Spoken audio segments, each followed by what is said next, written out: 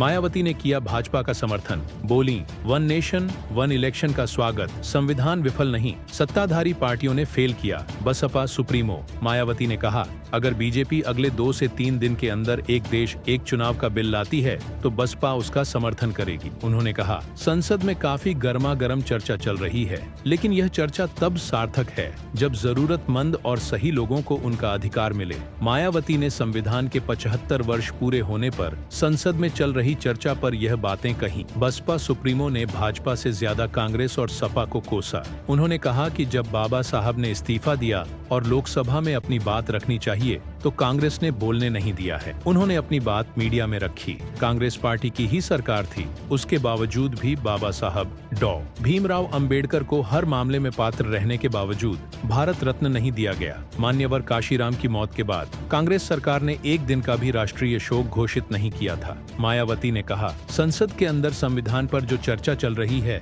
उसमें SC ST और अन्य पिछड़ा वर्गों के लोगों की बात और खासकर आरक्षण को लेकर जो बातें कही जा रही हैं उसमें रत्ती भर भी सच्चाई नहीं है। कांग्रेस की ही सरकार थी जब समाजवादी पार्टी ने प्रमोशन में आरक्षण बिल को संसद के अंदर फाड़कर फेंक दिया था। इसका भारी विरोध किया था और बसपा ने इस बिल पास करने के लिए अथक प्रयास किया था। हालांकि इन पार्टियों की वजह से अभी तक यह बिल पास नहीं हो पाया है। बसपा सुप्रीमो ने कहा कि संविधान के नियमों का पालन करने में अगर सत्ता में काबिज पार्टियों ने ईमानदारी और देशभक्ति दिखाई होती तो आज देश का यह हाल नहीं होता। आज देश में 80 करोड़ लोगों को बेरोजगारी के कारण अनाज और रोजी रोटी के लिए सड़कों पर रहना पड़ीडीडीएच रहा है। मौजूदा समय में देश में छात्र, युवा, किसान, मजदूर और महिलाएं अपनी समस्याओं को लेकर परेशान हैं। अगर सत्ताधारी पार्टियों ने संविधान को सही तरीके से निभाया होता, रोजगार को लेकर काम किया होता तो यह स्थितियां नहीं होती।